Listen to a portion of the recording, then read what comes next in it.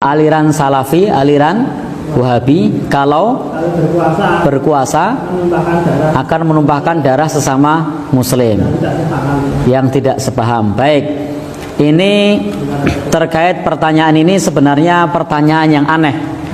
Kenapa pertanyaan yang aneh? Karena yang kita ketahui bahwa ketika seseorang bermanhaj salaf itu praktis tidak ikut-ikutan dengan masalah politik kekuasaan. Bagaimana mungkin dia akan berkuasa sementara tidak membahas yang terkait dengan masalah kekuasaan. Bahkan kita tidak akan menemukan kajian mereka yang terkait dengan masalah menggulingkan penguasa. Bahkan di kelompok mereka itu jangankan menggulingkan, ngerasani penguasa saja itu tidak boleh. Silakan nanti ketemu dengan saudara-saudara kita yang ngaji manhaj salaf. Mereka itu untuk mencela penguasa saja tidak boleh. Jadi mereka itu mencela penguasa saja tidak boleh. Bahkan mereka itu sangat taat kepada pemerintah. Contoh misalnya pada saat Ramadan. Kalau di Muhammadiyah kan pakai hisab. Berbeda dengan pemerintah. Kalau salaf enggak, mereka akan ikut dengan keputusan pemerintah. Bahkan andai pun yang dibuat oleh pemerintah itu, keputusan pemerintah tersebut itu dalam tanda kutip menzalimi mereka, mereka tidak akan melawan. Itu salah satu prinsip dari manhaj salaf. Jadi itu pertanyaan yang agak aneh, karena tidak, bagaimana mungkin kemudian mereka merebut kekuasaan kemudian berkuasa dan menumpahkan darah kaum muslimin. Karena konsep dalam salaf itu konsepnya adalah bahwa kebaikan itu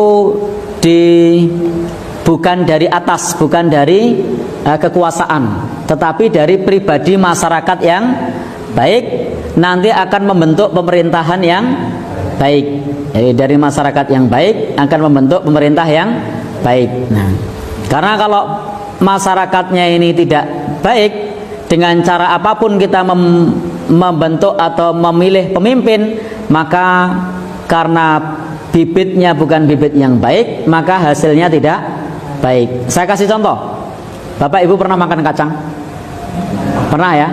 Kalau kacangnya itu semuanya isi 3, mau dimakan dengan cara merem, dapatnya isi 3. Dengan cara terbuka, dapatnya isi 3. Diambil pakai tangan kanan, dapatnya isi 3. Diambil pakai tangan kiri, makanya tetap tangan kanan, dapatnya tetap isi 3. Karena semua bibitnya kacangnya baik. Tapi kalau kemudian kacang ini kopong-kopong, gombong-gombong, mau dilihat dengan merem, diambil dengan merem, kopong, melek, kopong, tangan kanan, kopong, tangan kiri, kopong. Nah, konsep dalam manhaj salaf itu adalah kalau semua rakyat baik, maka pemimpin yang tampil adalah orang yang baik. Nah, kalau semua rakyat amanah, maka pemimpin yang tampil adalah amanah.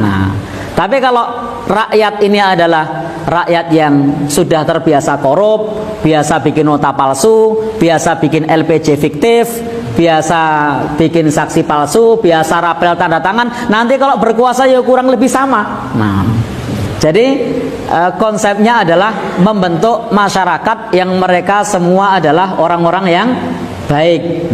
Jadi di manhaj salaf itu tidak ada kamusnya revolusi, itu tidak ada.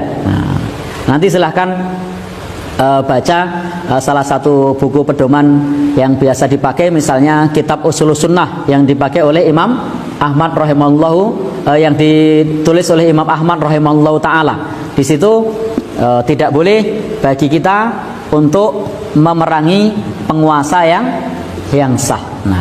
Kalau kemudian Bapak dan saudara yang berbahagia yang dirahmati oleh Allah Subhanahu wa taala, terkait mengenai masalah Wahabi, saya tidak paham apa yang dimaksud dengan Wahabi.